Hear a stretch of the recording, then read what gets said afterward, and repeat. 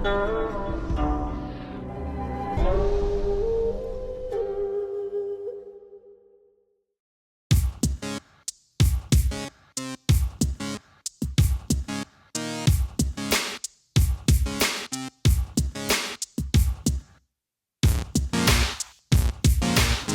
hours and 900 kilometers later, I just arrived in Zhengzhou, the capital of Henan, which is farther north and farther west from Yixin.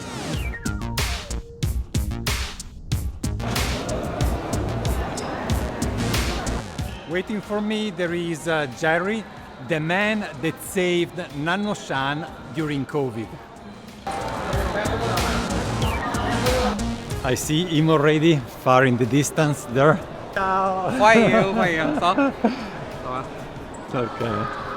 So, this is Jerry.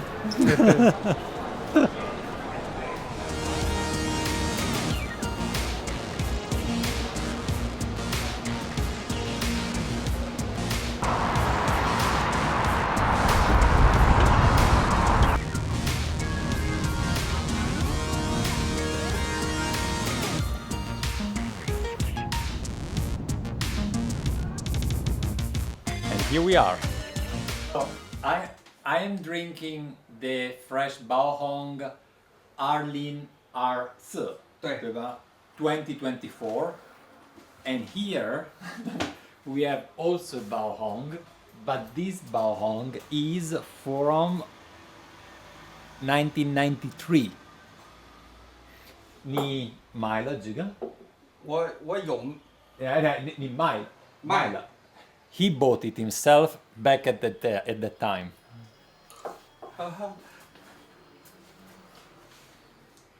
Let me show you a little bit how it looks like, because this is not something that happens very often. This is more than 30 years old green tea from Yunnan.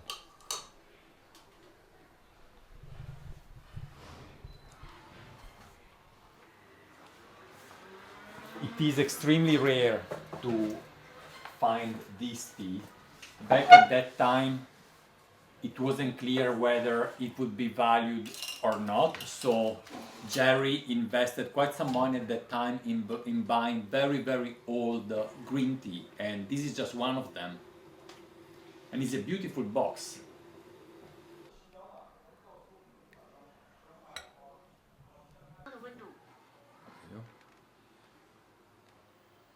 While Jerry is preparing the chash for some serious tasting, let me show you around his shop here. On this side you see many pu'er, and you might recognize also a few cake that we have been selling also on the nannuoshan shop. So Jerry is mainly focusing on pu'er and white tea, and also a little bit on dansong. We're not getting our dansong from him, but he's helping us with the pu'er a lot, and also with some baicha, some white teas. This is an ancient, let's say, window with a lot of green tea and pu'er from long ago. You see the very old packaging. At that time it wasn't cheap to print golden letter, so they were using this packaging only for very expensive and precious stuff, like also the series of these different 3 green tea from the 90s. And what you see here is actually probably the most precious tea he has here on stock. It is a Zhengzhou from 1992. Jerry has been in the tea business for over 30 years, and all the teas that we can find here in his storage and in his shop has been bought at that time from him, directly from the producers. And this is what makes him so special, because we are able actually to almost reach the source, right? So it is a friend, and it is reliable because he was day one buying the tea from the producer, so we are really sure that those cakes are not fake. Let's have a look now what there is on the back of jewelry. Here there are some danzong, and on the top all these series of black boxes with the red label are all different white tea from fooding. And also in these little jars here and here there are some more white tea, while here on this side we have his collection of Fengwan Danzong. He travels every year to both Fuding and Chaozhou to source Danzong and Baicha. These are Yancha. We were arguing which of these 5 Tieguanyin taste and smell better. They are actually put in order. I didn't know it at first, from the most expensive to the cheapest. So these first 2 are clearly the best and we took them out, but between the 3 cheapest we are not so sure about what tastes best or better. We have a little bit different opinion.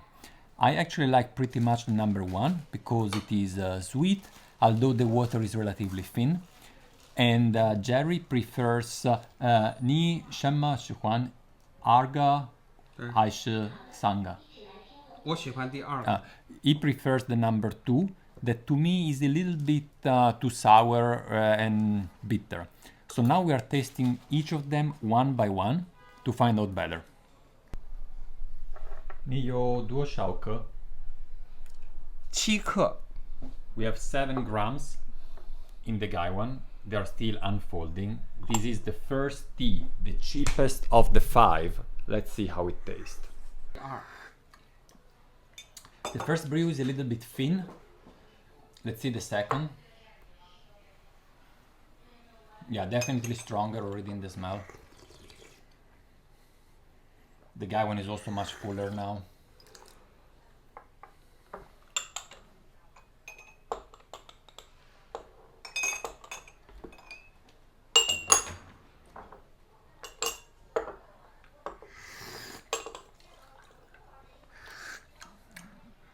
It is light, but it's not bad by itself. Of course, the mouth feeling is not that full, but it has a nice fragrance to me.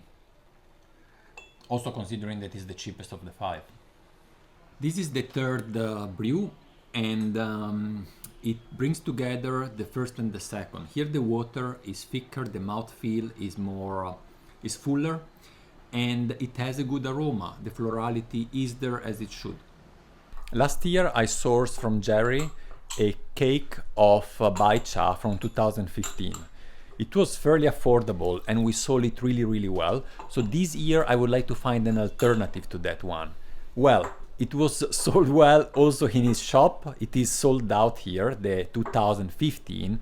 And let's see what we have as alternatives here. There are 3 teas. The first one here in the center is a Shoumei from 2022.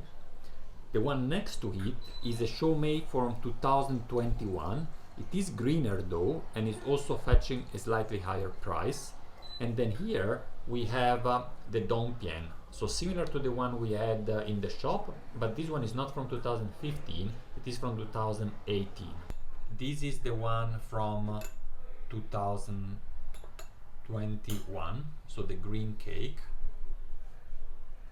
This one is the 2022, and this is the Dongpian from 2018. The first in the cup is the most expensive of the 3. Let's see how they smell. This is the greener, the 21. It smells pretty fresh actually. Really, yeah, fresh with a hint of honey. The 22 is not only darker in the color but also in the taste. There is a lot of yeast and a little bit of hay. And let's see about the Dongpian, the 2018. That's pretty sharp. It reminds me of some sour fermented food. There is some sourness even in the smell. Will be very interesting to taste.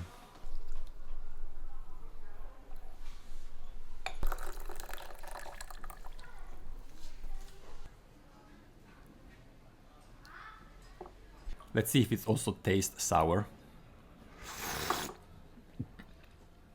It definitely does. It's like fermented kimchi. 这种口感， Interesting. I mean, it doesn't disturb me at all. It's just 干干净净的。 this is the second one, the Shoumei from 2022, that was darker and a little bit stronger in the smell. But actually the taste is extremely clean and soft, I would say. I was expecting something a little bit rougher in a way. Yeah, very soft. This is the 2021. The greener one. Actually, the taste is quite good, but the soup, the liquor, is somewhat too thin for me. I will briefly compare it with the 2022, the darker one, to see really which one I like the most. Also considering that this one, 2022, the darker one, is actually a bit cheaper.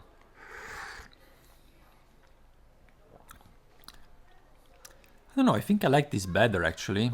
It's not fiery at all, and it has these... yeah, it has more body in a way. As far as the pressed white tea is concerned, I have opted for the Dongpian 2018. That sour medicine taste was super interesting, and the price as well. Now we are switching to the other side of the Baicha spectrum, tasting two different Injen, Baihao Injen. This is how they look. The greener one with smaller leaves is a wild Baihao Injen, in Chinese Huangye, while this one here is the classical Baihao Injen. You see that the needles are a little bit more on a silver color and are slightly larger than the other one. We are brewing 5 grams in an 80 milliliter Gaiwan. Excited, there are not so many opportunities to try so fresh Injen. Look how pale is the brew. Like you could exchange it for water actually. 大白。这个是荒野。这个是荒野。荒野。这个是这个是荒野。So this is the traditional one, just in normal cultivation. 两个都panxi, 对吗？对。They are both from panxi.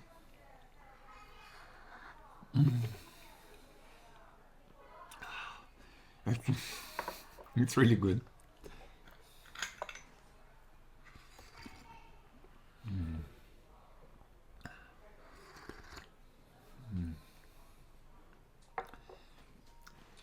Both have a slight grassiness, but it's very faint and they're super soft, like with a little bit of sugar and white flowers in it. It's like a bouquet of flower, but not too intense.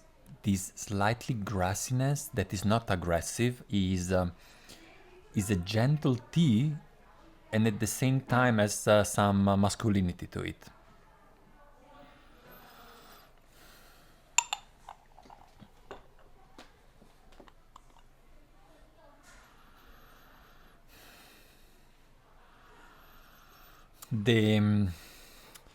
The one from normal cultivation, it's a tiny bit less gentle. It's still very light and aromatic, but at least at the nose, I definitely prefer the wild one. They're both good, but when you have just both in at your nose, it's quite clear actually. Yeah, this has more, the wild one is more, it's more of a wild taste. It has more grassiness to it, and it's at the same time extremely gentle. It's very difficult to have grassiness and gentleness, if that's a word, combined together, because sometimes very young, or actually most often very young white tea with grassiness are a little bit sour and aggressive and then get gentle over time. But this one has the grassiness and at the same time is extremely smooth and pleasant at the nose. And after so much tea, it's time for some food. Scooter is the way to go here.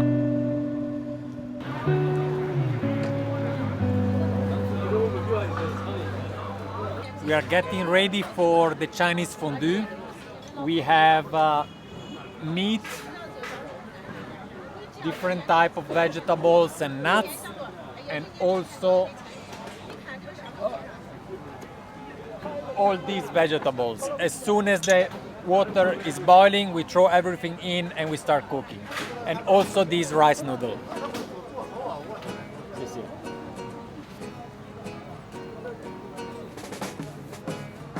干杯，不能说干杯，怎么说？干杯。走一个，应该说碰一个。走一个。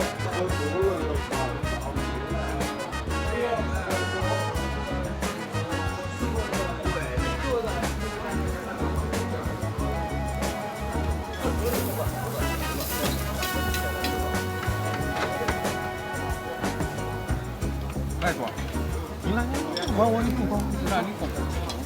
这不是？大家不能，来，我靠，那我。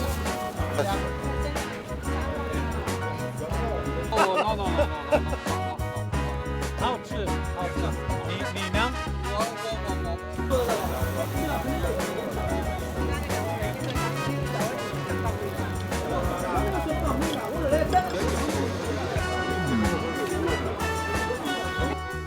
？Pretty tired. It has been a really long day. It is 11:20 in the evening, not that late, but it feels like it will be middle of the night. After a few days in hotel, tonight I will sleep in Jerry's shop actually. Here in Zhengzhou, the hotels accepting foreigners are all 5 stars, not really affordable. At least I don't really want to spend that amount of money for a hotel when I can spend that money for tea. So I just put, let's call it bed, a little bed just behind here, and yeah, very soon I will crash on it. Jerry, I didn't tell you yet about Jerry. Jerry basically saved me because he's a friend and was introduced to me by a common friend. And back in 2020, when the pandemic started and I was not able to come to China, he took over all the logistics here in China. So basically all our suppliers, artists for TEAWARE, farmers for tea, are actually sending samples and also then the final product to Jerry here in Zhengzhou. And Jerry is keeping all the list of all the teas, where they go, those that go to the US, those that go to the US, organize all the packaging, make sure that the teaware is properly wrapped, and then organize the shipment for us. And it has been a huge help because without him, I don't know how I would have done actually. Now Jerry is specialized in white tea and pu'er, and also a little bit in danson, but I would say rather pu'er and white tea, and so I rely on him for the tasting of those 2 categories. While for other types of tea, like for example for green tea, for other types of oolong, also for dark tea, I rely on other persons that I know they're specialized in those specific areas, let's say, or types of tea. And so the samples from the farmers are shipped to them and then they make the selection for me. Now, COVID is over, so I can come back to China, and this year I will doing something in between.